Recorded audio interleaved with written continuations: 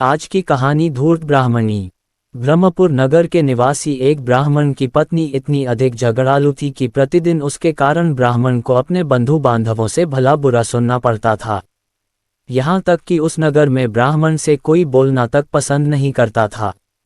अपने जीवन को इस प्रकार उपेक्षित और अपमानित होता देखकर ब्राह्मण ने अपने पैतृक नगर को छोड़ने तथा अन्य स्थान पर जाकर बसने का निश्चय कर लिया। ब्राह्मणी को लेकर ब्राह्मण घर से निकला और दिन भर यात्रा करने के बाद पत्नी को एक सुरक्षित स्थान पर बैठाकर भोजन की व्यवस्था के लिए पास के गांव को चल दिया। ब्राह्मण ने लौटकर अपनी पत्नी को मृत अवस्था में पाया। वह उसके शोक में विलाप करने लगा। तभी उसे आकाशवाणी सुनाई दी, हे ब्राह्मण, यदि तू अपनी शेष आयु का आधा भाग अपनी पत्नी को देने का वचन दे तो वह पुनः जीवित हो जाएगी। ब्राह्मण अपनी पत्नी को बहुत चाहता था, इसलिए उसने तत्काल संकल्प किया और ब्राह्मणी पुनः जीवित हो उठी। ब्राह्मण ने इस घटना को रहस्य ही रखा पर अपनी पत्नी को इस विषय में कुछ भी नहीं बताया। खा पीकर दोनों निश्चिंतता से सो गए। अगले दिन आगे का रास्ता पार करने पर ब्राह्मण शाम को अपनी पत्नी को एक सुरक्षित स्थान पर बैठाकर भोजन की व्यवस्था के लिए चल दिया। ब्राह्मण के जाने पर ब्राह्मणी ने एक सुंदर लंगड़े युवक को कुएं के पास बैठकर गाते बजाते देखा तो वह उस पर मोहित हो उठी। ब्राह्मणी युवक के पास जाकर उससे प्रणय याचना करने लगी। पहले तो वह युवक इनकार करता रहा, लेकिन ब्राह्मणी द्वारा लगातार की जाने वाली अनुनय विनय और मान मुनहार को देखकर उसका दिल पसीज गया और उसने ब्राह्मणी की बात मान ली। उसने उस लंगड़े युवक को ही ब्राह्मणी ने पति बनाने का निश्चय कर लिया और युवक को शपथ देकर वही रोक लिया।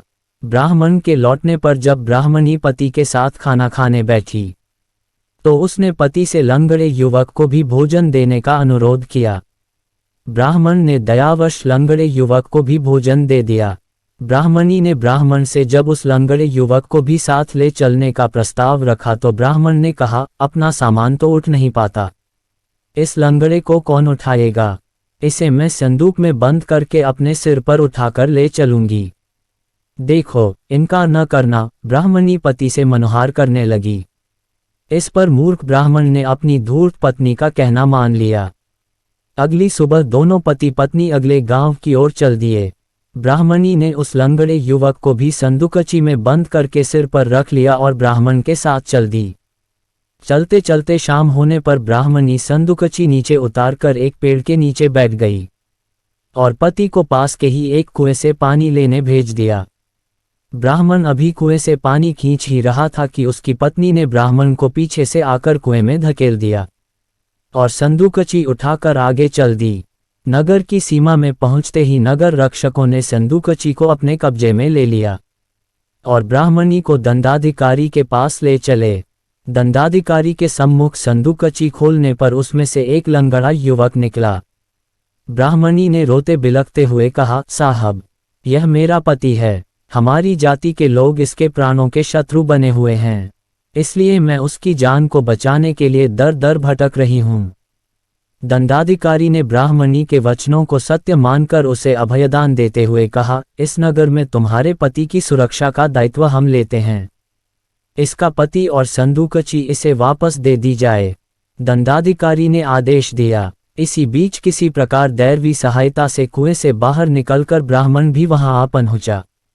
पति को देखते ही ब्राह्मणी चिल्लाकर कहने लगी, मेरे पति का शत्रु यहाँ भी आ पहुंचा। महाराज, मुझे इससे बचा लीजिए। महाराज, यह मेरी पत्नी है। ब्राह्मण ने याचना भरे स्वर में कहा, नहीं महाराज, यह मेरा पति नहीं बल्कि मेरे सुहाग का शत्रु है। ब्राह्मणी के यह वचन सुनकर ब्राह्मण मन ही मन बहुत दुखी हुआ और मायूस स्वर में कहा, महाराज, यदि यह मेरी पत्नी नहीं है तो इसने मुझसे जो वस्तु ली है वह मुझे लौटा दे। मैं इसे छोड़कर चला जाऊंगा। मैंने तुमसे कुछ नहीं लिया, जो लिया हो भगवान करे तुम्हें वापस मिल जाए। ब्राह्मणी के यह कहते ही ब्राह्मण द्वारा उसे दी गई आधी आयु पुनः ब्राह्मण के पास आ गई और ब्राह्मणी उसी क्षण परलोक सिधार गई। वह सब देखकर उपस्थित दंडाधिकारी, आरक्षियों और लंगड़े युवक ने आश्चर्य से इस रहस्य के विषय में ब्राह्मण से पूछा तो उसने सारा वृतांत सुनाते हुए कहा, मूर्ख स्त्री पर विश्वास करने से बड़ी मूर्खता कोई और हो ही नहीं सकती। कथा सार। धूर्त लोगों का कोई दीन ईमान नहीं होता।